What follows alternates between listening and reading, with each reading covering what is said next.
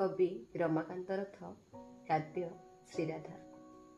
केही छुईना हो काहाकू पदे भी कथा कहिना हो केही किए से परते जीव जे एपरी सारा राति गला पाही। आगरू तमकू जहा जानिथिली आगरू तमकू जहा जानिथिली तमे खाली ताहा नुह तमे अशरीरी अथच मो पाखे सबुबेले रही थाओ। केते रूपे दिशु थाओ मदासा नुदास केबे तो केबे मु संहारकारी हुओ। तमे नीलकई रंगर छुरी तमे नीलकई रंगर छुरी मते चिरी देई जाओ। चाहिला बेलकू मु नुहे तमे ही रक्तरे बुड़ी थाओ।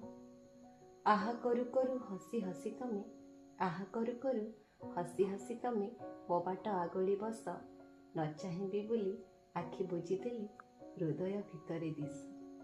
न शुणिबी बोली स्वर कान रुद्धि देले तमे अभिलाष पालटी अथय कर।